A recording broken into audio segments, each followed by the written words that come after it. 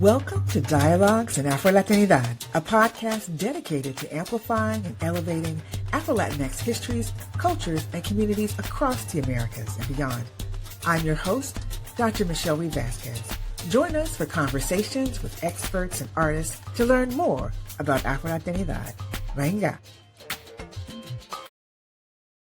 My guest today is Dr. Anju Reejhsinghani. She is a widely trained scholar with whose research intersects with Latin American, Latinx, and Asian American studies, and with race, gender, diaspora, and sport. She holds an MA and PhD from the University of Texas at Austin and a bachelor's degree from Princeton University, all in history. A native of Western Massachusetts, she is inaugural Vice Chancellor for Diversity, Equity, and Inclusion at the University of California, Santa Cruz, which she joined in 2022. Welcome, Anju. I'm looking forward to our conversation. Thank you so much, Michelle. Thank you for having me and for this wonderful production that you do for everyone. Thank you. So you grew up in Wilbraham, Massachusetts, and now you're a Vice Chancellor of Diversity, Equity, and Inclusion and an accomplished historian of transnational and global sport in Latin America and the Caribbean. So how did this all start? How did you get interested in this? And Afro-Latinidad studies in particular, that intersecting piece. Yeah, it was really a long and winding road for me. Western Mass at the time I grew up in the 70s and 80s was a relatively diverse place, but that diversity was largely in terms of the European population. We had a lot of, Italian, Greek, Irish, Polish, Russian, Jewish from many different countries and backgrounds. Not so many Asians, not so many other people of color, and it was very much a place where there was a lot of entrenched racism, sexism, xenophobia, these kinds of things. And so for me, it was very coming from a South Asian background, but as someone who was born and raised in that region, I was constantly curious about other people's stories. I wanted to learn more about different communities. And for me, part of that came out through language. I started studying Spanish at age 11, ended up, studying Spanish through college as well, going to Spain for the first time at 17. And so for me, I learned a lot more about the culture of Latin America through this prism of Spain and Spanish literature versus maybe from the, say, heavily Puerto Rican community that was maybe 20 minutes away from where I grew up. And so it really took me a while to kind of come back to Latin America. I primarily was a Russian and Eastern European historian, initially moved into South Asia, and then did my work primarily in South Asia until I went to grad school. And then at that point, I switched to Latin America with a perception of doing maybe Mexico initially, but then quickly decided that Cuba was a better fit for me, given a lot of the areas that I was interested in: cultural history, U.S. relations with Latin America, the fact that it was secular, that had a long history of socialism and communism, which was something I'd studied both in the Russian context as well as in South Asia. And so for me, there was just a lot that made me attracted to working on Cuba, and that's what I ended up doing. Of course, as well with Cuba, the long histories of racism, colonialism, genocide of indigenous populations, and all the different communities that were welcomed and not necessarily welcome, but still made their home in Cuba.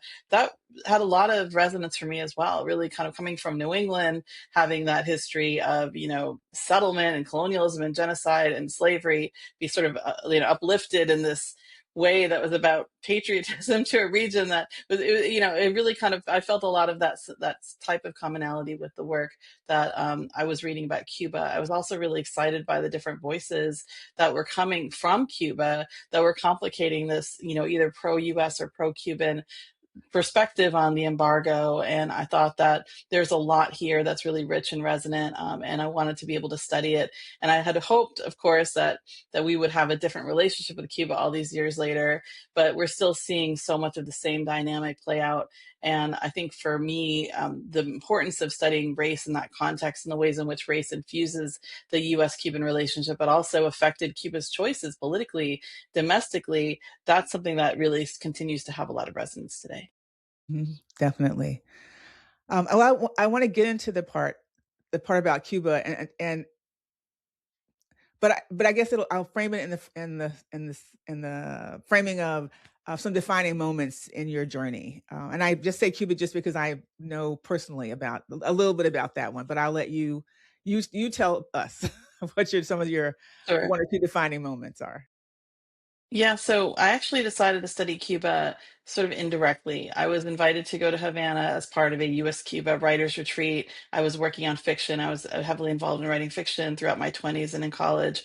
And so for me, this opportunity to go and study with Cuban authors, to also have Gino Diaz at that point was our US based instructor. And so to have someone like him, who was sort of at the cusp of his career at that point, be able to work with us in literary spaces was wonderful. And at the same time, I was also a competitive boxer. I was always fond of boxing as a kid. There was never a pathway for me to do that as a woman, but eventually we started in this country allowing women to compete. And so for me, that was a very exciting time to be able to start competing and finding success in the ring. I was training for my first Golden Gloves at that point in time, and I wanted to make sure that while I was in Cuba for believe it was 2 weeks, I stayed fit and was continuing to train. So I would train in hotel pools. I would do a lot of fitness outside, and people became quite curious about that. And I ended up getting interviewed by the Cuban media because at that point, women weren't really allowed to or encouraged to box in Cuba. Quite the opposite. It was much more of a space that was seen only for men. And I guess as an outsider, but also maybe as a woman of color, there was some feeling like, oh, this is an interesting person, not something that we're concerned by or threatened by, but we actually want to look at. So for me, and at that point in time, there wasn't a lot of work on sport in Cuba from the US vantage point. There was a lot of work being done in Cuba, but it was primarily, smaller papers and things that were more about uplifting stories of the revolution, either downplaying, say professional boxing or professional baseball as, going along with the capitalist system that exploited people, that embraced entrenched racism, or the amateur, post 1962 amateur era of the Cuban Revolution as being ones that kind of really uplifted sport in its truest form. And sport was a way to unify people and bring glory to the nation and these kinds of narratives. So something that was really kind of both challenging both sides of that perspective was not yet commonly developed either in this country or in Cuba. And so for me, I didn't have that vantage point at that time. I just thought, what an amazing thing to be able to learn much more about Cuba, to meet some of the Olympic Cuban boxers, including Teofilo Stevenson. Yes. When he was alive at that point, I was able to meet him and to really kind of learn that there's a rich history here, and there's a lot to say why Cuba became this Olympic powerhouse in boxing. And maybe someone like me, who kind of inhabited multiple different worlds, including as at that point an active fighter, could be someone to tell some of that story. So with your encouragement, because we were there together, and your voice really made a difference to me and helping me see that this was a path that could be followed. So that was something that I decided at that point to embark on, because I was leaning toward working on Mexico. I was leaning on working on left-wing movements. And so, to really think about this whole different shift toward cultural history, and especially cultural history, which really needed a deeper understanding of the racial dynamics and the histories and stories of African diaspora peoples, not just from Cuba, but throughout the Caribbean, throughout the entire region. That was something that was a project that I was so excited to embark on. I couldn't wait to do that research. Although, of course, the 9/11 era made it a little Mhm. harder to be able to go to Cuba, because unfortunately that Cold War, the folks who were entrenched in their perspective as Cuba not being a potential ally to us unless they completely changed their government, those were the same people who I think made it more difficult to actually do the kind of study on Cuba that would have maybe helped us to understand modern Cuba better. And so that was something that really made it challenging for me. And it took quite a while. And I had to go through many different spaces, including non traditional spaces, to be able to do the research I needed to do for my dissertation. Mm. No, it's so So that was funny. probably the key turning point. Yeah. Well, no, I mean, it's so funny because you mentioned that I was there, and so, yes, I was there, but I don't think I knew all of the backstory. I was just like, "Okay, she's here to do some boxing. Great, let's go." Or I knew you were here for the writing retreat. I was like, "Okay, let's go. Let's get involved in that." So, it's really cool to hear that fuller perspective of the picture. And yeah, it was an exciting time, but like you said, the politics between the US and Cuba always complicate things, always. Absolutely. Absolutely. Um, I wanted to I know that we talked a little bit briefly before we started that you're passionate about having your work have a positive impact on a lot of people, not just a small segment. And I wondered if you could say a little bit about how this appears in your work or across your career.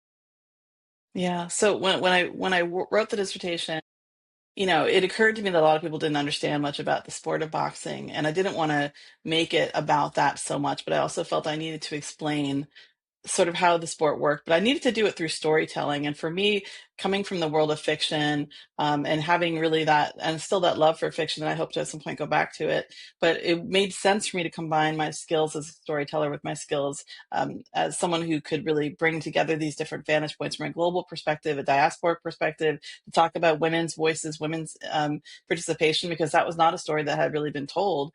To think about some of these things from that outsider vantage point, but to zoom people in and zoom them out again, rather than to sort of focus on some of the more, at that point, some of the impactful work that was being done on colonialism and cultural, transformations and things like that. But I thought, let's tell that story from where people can see themselves, regardless of whether they like the sport or not, regardless of whether they know anything about Cuba or not, they feel that they're connected to the 20th century or not, because of course we were already in the 21st by then. But it felt as though that was the value add that I could bring. And so as I continued throughout my career as an academic historian, as someone who was working at a teaching intensive regional public 4-year campus, where I realized most of the students who were going to come in my classroom and who were going to graduate with our degrees were never going to be historians. Some of them were history teachers, and they became wonderful history teachers, but they wouldn't necessarily need that level of scholarly focus. What they did need, though, was takeaways that could help them in their career, in their lives as future parents and neighbors and community members. And so I always tried to make sure that people felt they could come into the work that I was doing. They could take it and they could consume it, and they could also be part of challenging it and critiquing it, but in a way that was sort of constructive for everyone. And so for me, that's kind of been the pathway I've taken.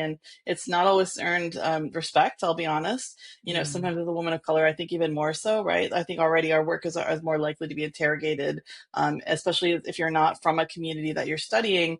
I've had to justify many, many times, why are you working on Cuba? Why do you work on Latin America? Why Caribbean? Um, you know, while reminding people, hey, I'm from a part of the country where many different communities came together and made impacts, and so that vantage point is also really critical, as is my vantage point, as frankly as a South Asian American, right? Because whether we have experiences with immigration, we have experiences with political upheaval and refugee experiences and land loss and exile and things like that. So these are things that I thought I could bring a different perspective, and I think I have, especially from the vantage point of cultural history and sporting history. So in addition to boxing, I've worked on baseball quite a bit, because I realize that that's a much easier through point for people to understand sport, because boxing has become so unusual for people. They don't grow up with it, watching it on TV. And now, of course, it's had a resurgence through things like MMA, and also through athletes, who come from social media, social influencers taking it on. But for me, the real vantage point is can I bring knowledge and expertise and a love for a subject and make it something that other people care about and want to learn from, and will help them in whatever pathways that they're going to be in. Yeah, that's fantastic. Always the challenge being an academic, trying to make sure it's not just about the 5 people or 10 people in your classroom or the Yeah. 5 people that read your books, that you're having a bigger impact. You mentioned a little bit about the challenges of doing work in the political arena of Cuba and the U.S. politics, but what about? I guess I don't know if you want to say more about the challenges, but also certainly the what's been rewarding about the work. Well, one of the things that's been rewarding is to be able to do work that I know that I've taken the sacrifice from my family, my time, resources, and things like that, but that other people may not have that opportunity to do at all, right? Maybe they're not an academic historian or a journalist, and they can't go to Cuba. Maybe there's someone who doesn't have the opportunity to really take time to research and write. So I think of it from that vantage point of just to even do any kind of academic or public humanities work itself in this period of time is a privilege, right? I also think it's important to think about how can it help me to understand the political environment that we're in now? Having lived through 25 plus years of the Cuban embargo, as someone who's actually followed it and paid attention to it and been invested in trying to change it, now kind of gives me this vantage point as we think about what may happen to Cuba, what may happen with the US in relation to Cuba. It gives me that vantage point of understanding that no matter what narratives people, especially political leaders, are espousing, the people are what's important, right? The people who are experiencing the hardship, the people who are experiencing the family separation, the people who are not able to do the work or live in the places that they want to live, or have to be separate for many years from their family. So I think I try to keep that in mind, that that perspective is actually kind of, I told recently at a UC event, I was asked to talk about my experiences as an administrator, as someone who's an expert in diversity, equity, and inclusion, and especially in terms of my work in climate assessment, right? Climate meaning the climate of a campus, the climate of a community, not necessarily campus, not necessarily climate in an environmental sense. And I said to this group of UC leaders, I don't see myself as a chief diversity officer anymore. I see myself as a chief comm officer. And Mm, a lot of that calmness comes from these years of studying Cuba, these years of going to Cuba, these years of being harassed on the US side and harassed on the Cuban mm. side. And simply, people questioning, why am I doing the work I'm doing, and not necessarily believing that it's coming from a good faith place. So that has really kind of infused my perceptions when we're dealing with so many challenges today, and especially in public higher ed, to give me a sense of calmness, that no, it's possible for us to take stock of where we're at, to combat the negative that we're experiencing, at the same time to really continue to work through these differences and work together. Yeah, I'm just thinking I've seen you in action on your campus, and it's definitely I think you definitely bring that calm. You're like, "All right, people, let's take a step back and really take a look at what's happening and what can we actually do." Like and I think about it, I equate it to the folks I've been around in the AI space, and who I've just felt this. There's been this sense of panic, and I was like, "People, please, calm, it, we don't need that. We don't need to respond. Like, that's not helpful. So let's approach this from a different way." So I appreciate that tact. But I also want to talk about, I know your work is certainly in the global sport, transnational sport arena. And I wanted to just if you could say a little bit more about how your work specifically helps us understand transnational, uh, Afro-Latin American, Afro-Latinx diasporas. How does sport help us help? How does the way that you look at sport help us to do that in the Afro-Latinidad studies? Yeah, so a lot of sport historians have traditionally sort of seen it as, okay, there's team sports, then there's individual sports, and people tend to choose one or the other. I actually like to study more than one. So for me, boxing is an individual sport, baseball is a team sport. But when they think of the sporting dynamics, they might think, for instance, the local area that a team is in, or an athlete's, training out of. They might think of that person's individual pathway. They might think of even the experiences that they have as a member of a community. If there's someone who doesn't speak English natively, if there's someone who comes from another country where it's difficult to bring their family, etc. But in the US in particular, we have a hard time naming racism, or naming even race, right? Obviously it's a social construct, but it's a very real one. It's affected a number of lives, and it's been impactful, not just for athletes, but for the communities that have supported them, for the families that have been behind them, and also for the cultural elements of the sport that have affected the wider, community. So that's the part for me that's really worth interrogating, thinking through. For instance, when you have one of the things I did when I was looking at boxing was not just to focus on individual stories of success or failure, but rather to think about the milieu that all these folks came from. And in Cuba, of course, many, if not the majority, of the athletes were of African descent. But that didn't explain everything, right? So for some, that rural background, if they came from a rural community, impacted how the experience of moving to a city like Havana, how well they did and integrated there. We had differences, of course, in skin color. We had differences in phenotype. We had differences in, even age or education. Of course, you had differences as well if folks had families from, say, the British West Indies or other regions that gave them an easier pathway, maybe culturally or linguistically, to move to the United States.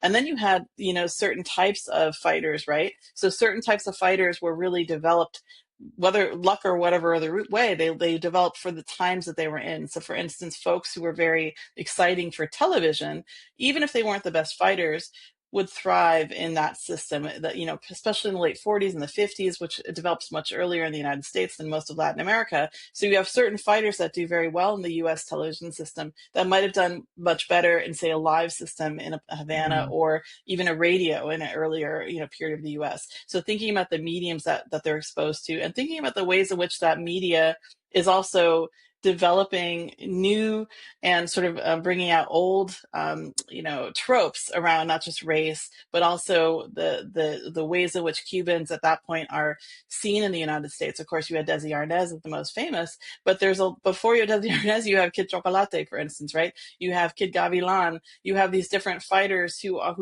because of their styles, because of the ways in which they're depicted, they kind of shape the U.S. view of Cuban athletes, Cuban entertainers, and think these things like that. So for me, it was really important too to think about the ways in which different fighters from different backgrounds shared not just approaches and skills and development, techniques with each other, but also really kind of experienced the world together. And so, for instance, Filipino boxers were very big in the 20s, 30s. They stopped really coming after that because of the depression, the war, and changes in U.S. immigration policy. But there's a storied legacy of Filipino fighters from that era, and of course, it influenced later Filipino fighters.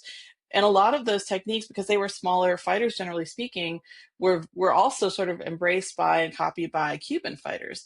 At the same time, you had women fighters, right? Women fighters who weren't even seen as fighters; they were seen as vaudevillians or dancers or entertainers, or even in some cases they were seen as sex workers, right? Even though that isn't generally what they were doing. And so you see women fighters, because they're such a small group and they have to really be dedicated to that.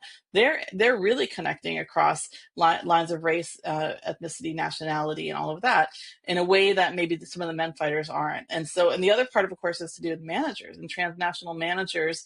You have the U.S. in particular really seeing Cuba as a talent pool to be exploited. But by doing that, they really overemphasize the importance of Havana, where most of them feel comfortable, of course, operating over, say, regions, right? Regional cities, or even parts like the country like Santiago. So you have like this warping of what might have otherwise developed in order to benefit U.S. commercial goals around exploiting and developing athletes, right, for their own purposes. So there's a whole number of ways in which that happens, but it's not just U.S. Cuba. There's also a number of different relationships amongst that group, right? So whether it's regional, whether it's some cases you have religious entities that are involved and things like that. So there's just so many pieces to it that I wanted to unpack it as much as I could with the resources I had available to me. Many of which were, not just Cuban papers, but I had to look at a lot of European periodicals. I looked at some Asian periodicals, a lot of things like cartoons and cultural presentations. So it was kind of a fun way to really think about how you can understand the importance of sport, but also the ways in which sport is being utilized to strengthen the U.S. Neo-colonial or cultural dominance over Cuba, and how Cubans were also using it to sort of resist the pull of that, while at the same time trying to benefit from the U.S. commercial system. And when you move beyond sport, there's many other ways in which you can see that as well, right? But for me, because I had such a vantage point, I didn't want to lose that insider's view. I wanted to really be able to use that as much as I could to understand the world that was being created through the boxing ring in that century or so that I was looking at. Yeah, I love that metaphor of seeing, or the phrasing of them seeing you sure of these groups seeing the world through their international, cultural, political, racialized, economic lenses all at the same time. It's something I think a lot of times we run into in scholarship, is that um, we try to weed out the complexity and flatten that out, and it's really, I mean, I think we're just, kindred spirits in the sense that I'm always like, where's the most complicated thing I can find? Yeah, And let's yeah. look at all of it all at the same time, because it's happening all at the same time. So yeah, it's a game of torture sometimes, but I think really really crucial that you point out that you can't, it's not unidimensional, it is multidimensional, and we really have to look at it that way. And if even if we're only dealing with three to five pieces, those are sometimes can be really critical components in the way that we understand what's happening. And so you've laid out really beautifully kind of what's happening in the 40s and 50s And I'm just wondering about, and certainly the political project happening in the hemisphere. And I wonder if you could say a little bit about kind of contemporary. What do you think is some of the most urgent issues for Afro-Cubans, athletes of color in the diaspora today?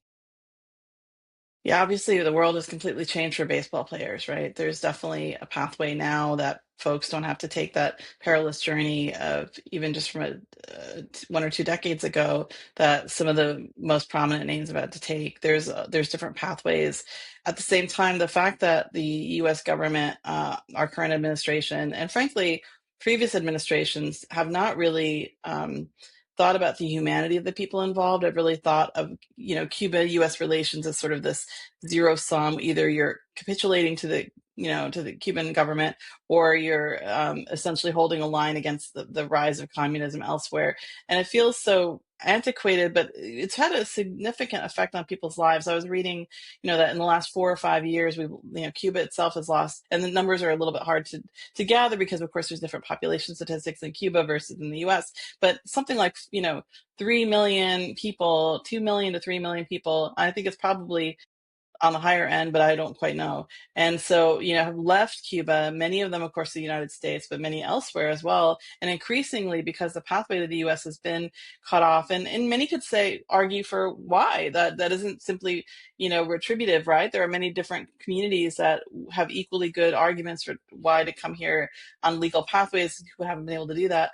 But the fact is that this has never been a normal situation. Cuba migration to the U.S. has never been something you can kind of say has ever been quite normalized. And I don't think it is even now. If things were to go even worse in Cuba, it's certainly, I'm very concerned about the impacts for the people who are there, but especially for those who don't have family members in the U.S., which tend to, of course, be Afro-Cubans, but not just, Afro-Cubans as a group, because of course Cuba itself is so racially diverse, but the most underprivileged, the folks who have had the least opportunities to gain from the travel or tourism sector when it was actually robust, which isn't currently now, of course, or who maybe the pathways that they have received, such as through medicine, are not something that are going to compensate them in Cuba. So they've had to go work in third countries. But then, of course, a lot of that salary has been benefited to the state, which, of course, is the arrangement. People are aware of that, but doesn't, still doesn't necessarily benefit families, Afro-Cuban families, as much as it could.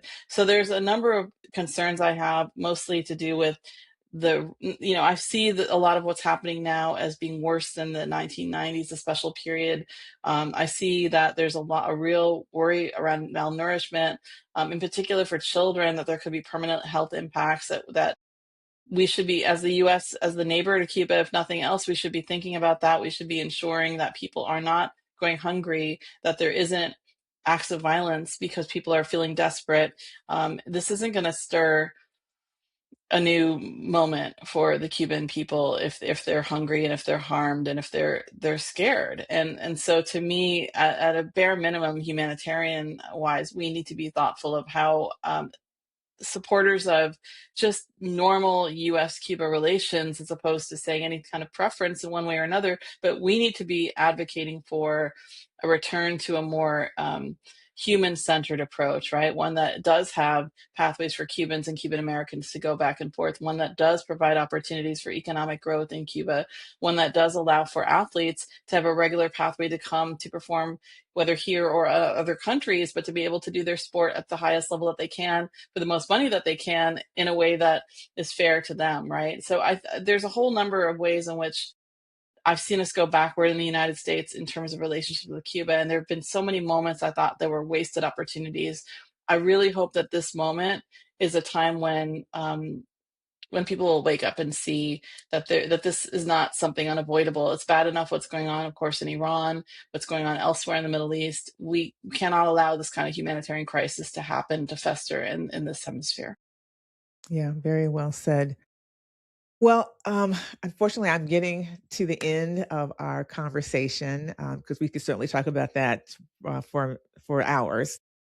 But I asked this of everyone, in addition to your own work, what other specific kinds of resources would you recommend to people who are interested in learning more about what we've been talking about sports, transnational sports in Cuba? about Cuban and Afro-Cuban communities, etc. Yeah, there's a number of different associations that work on sport history. Cuba and Afro-Latinx and Afro-Caribbean voices in general are still underrepresented in most of those spaces. I might suggest actually looking at state humanities councils. So, for instance, there's a Maine Humanities Council, there's one in Massachusetts. Every state should have one. And of course, there's been a lot of defunding, but many of the projects that they've supported over the years are still memorialized on those websites. And especially when you look at, for instance, heritage months, like my office, for instance, does a lot of additional support and event development around Caribbean Heritage Month, Latina Heritage Month, et cetera. And so if you were to look at programming that might have been connected to some of those events. Also, we have a website at my university where we provide, connecting points to some of the work that we're doing in Afro-Latinx stories and studies as well. So I can provide that to you if you like. Excuse me. Okay, it's diversity.ucsc.edu. And then I'd say finally, there's been a lot of work in documentaries. So in relation to sport, some of it tends to elide some of the racial dynamics or to have a feel good story, but nonetheless, there might be some pieces there. The death of Pele recently, right, brought a lot of work out on his involvement, his impact on the popularization of football or soccer. But less of it worked. It took the story of his coming here as a young, Afro-Brazilian man and the ways in which that changed people's perception of the sport. But I think that's going to be coming soon. So if you were to look at different biographies or possibly ESPN documentaries or things like that, that might also provide some impact. Great, thank you. That's wonderful. We'll get those links available on our resources page. Well, thank you, Anju, so much for sharing your journey with us. It's always great to talk to you and to learn more, get a deeper insight into what brought you to the spaces over your career. So thanks again so much for sharing your journey with us. Well, thank you so much for having me. It's wonderful to be with you. Thanks for listening. Be sure to subscribe and hear more episodes of Dialogues in Afro-Latinidad on Spotify, Apple Podcasts, and YouTube. And go to michellereedvasquez.com to check out our episode resources and learn more about the Afro-Latinidad Studies Institute.